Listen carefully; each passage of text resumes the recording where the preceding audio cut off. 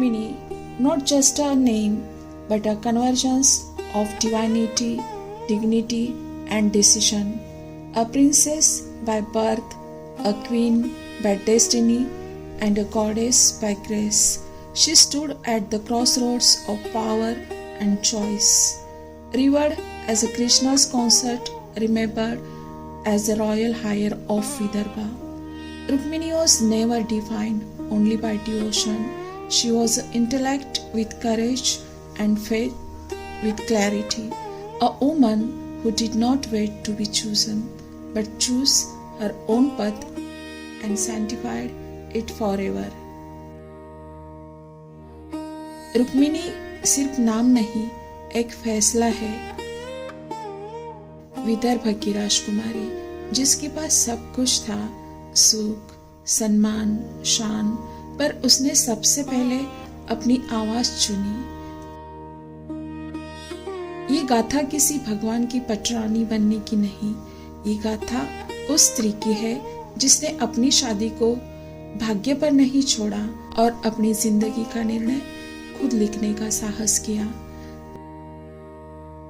जहां प्रेम भक्ति नहीं, चॉइस बन जाता है।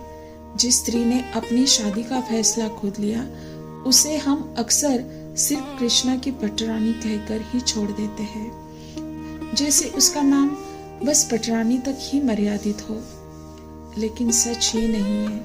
रुक्मिणी किसी की पटरानी बनने से पहले एक राजकुमारी थी, जो समझ रही थी कि उसकी जिंदगी किस मोड़ पर खड़ी है। रुक्मिणी का वो फैसला जो राजकुमारी होते हुए भी आसान नहीं था, और वो उस युग का सबसे बड़ा बोल्ड डिसीजन था। उस फैसले की जिसमें गलत और सही का फर्क सिर्फ शास्त्रों से नहीं, अंतरात्मा से किया गया था।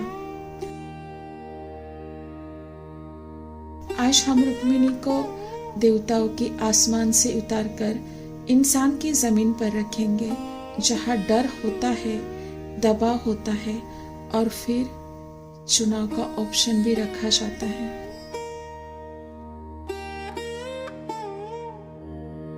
विदर्भा भारत का एक समृद्ध राज्य, जहां सोना, ज्ञान और राजनीति तीनों से भरा हुआ राज्य था।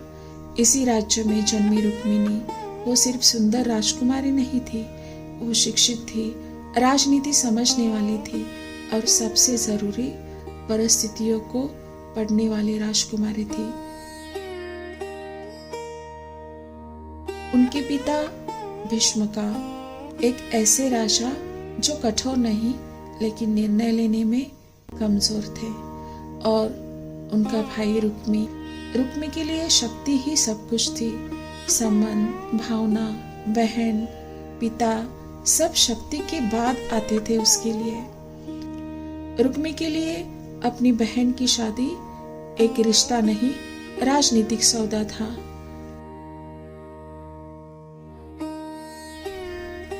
और यही से रुक्मिणी की जिंदगी सिर्फ राजमहल की कहानी नहीं रही, वो एक अलग दिशा में करवट लेती है।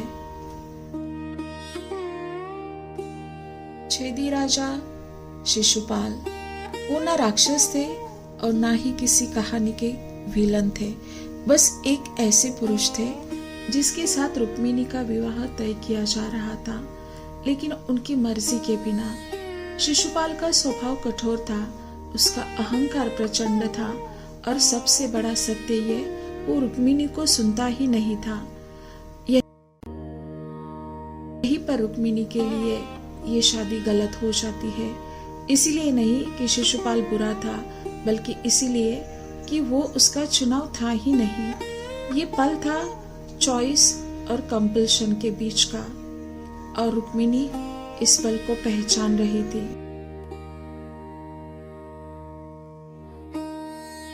विवाह के दिन राजमहल में उत्सव था, फूल सज रहे थे, शंखनाद हो रहे थे, दासियां गहने लेकर आ जा रही थी, पर उस भीड़ के बीच रुक्मिणी बिल्कुल चुपचाप बैठी थी। किसी ने उसे ये तक पूछा नहीं, तुम क्या चाहती हो? राजगुरु ने मुहूर्त बताया, पिता ने सिर हिला दिया, भाई ने फैसला सुना दिया, और रुक्मिणी सिर्फ सुन रही थी। उस पल रुक्मिणी को पहली बार समझ आया, राजकुमारी होने का मतलब ये नहीं होता कि आपकी जिंदगी आपकी हो। उसके मन में डर था और ये डर कमजोर नहीं बनाता, ये इंसान बनाता है। रुक्मिणी ने उस रात समझा, अगर मैं आज नहीं बोली तो कल मेरी जिंदगी किसी और के शब्दों में लिखी जाएगी। और तब उसने कृष्ण को याद किया, भगवान होने के लिए नहीं। ये बात याद रखना बहुत जरूरी है। रुक्मिणी ने कृष्ण को इसीलिए नहीं चुना कि वो भगवान थे, बल्कि इसलिए क्योंकि वो उनकी बात समझ सकते थे। कृष्ण का नाम उसके लिए सुरक्षा का नहीं, संवाद का प्रतीक था। वो एक ऐसा व्यक्ति था जो स्त्री के मन को सुन सकता था बिना उसे कमजोर समझे।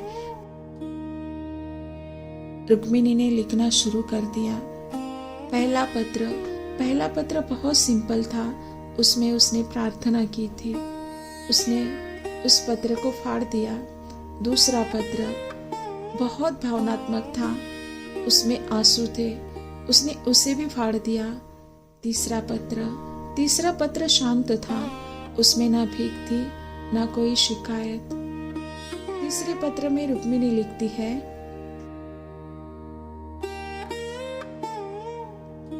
हे कृष्ण, मैं ये पत्र किसी अधिकार से नहीं लिख रही और ना ही किसी अपेक्षा के साथ। मैं जानती हूँ मेरी पीड़ा तुम्हारे लिए नई नहीं है, पर मेरे लिए यह मेरी पूरी दुनिया है।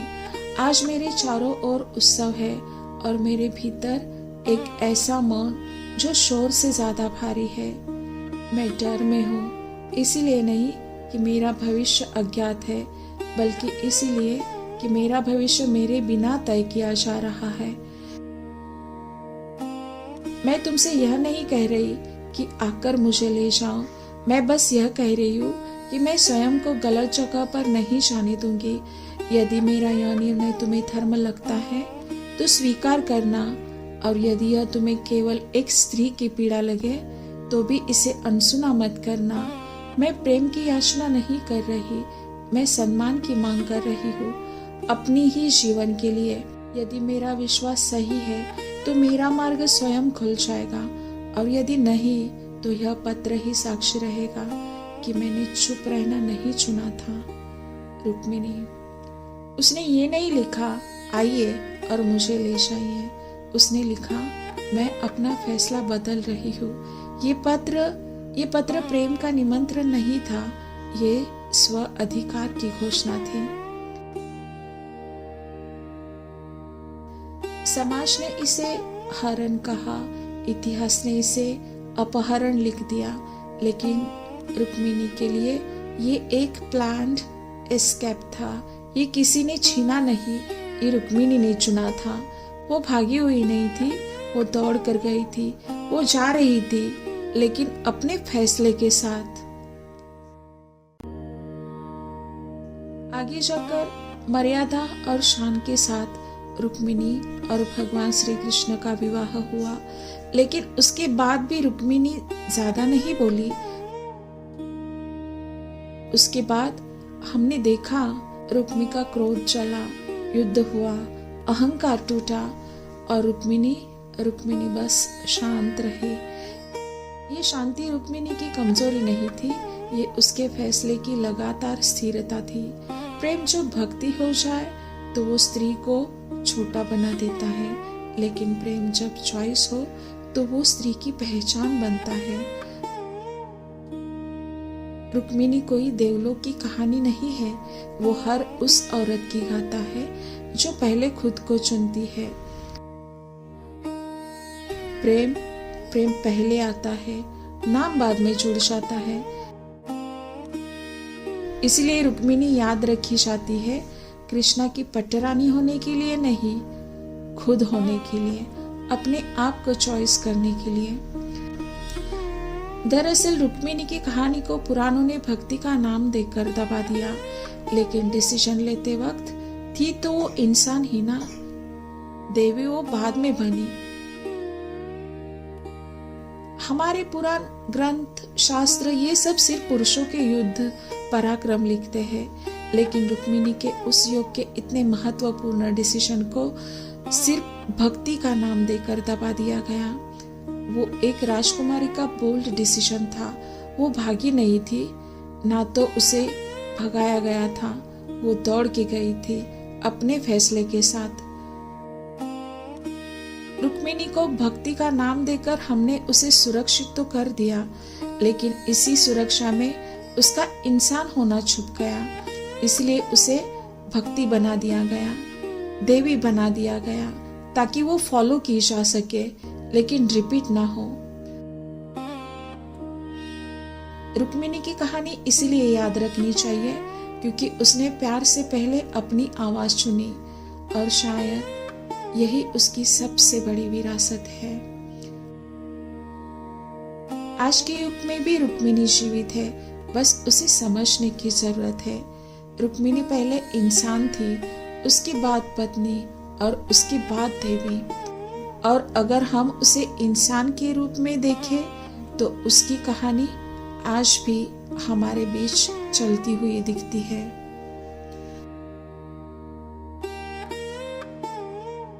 आप सबको रुक्मिणी की ये कहानी कैसी लगी? अगर आपको अच्छी लगी तो वीडियो को एक लाइक जरूर दे दीजिएगा। आप सबका बहुत बहुत धन्यवाद।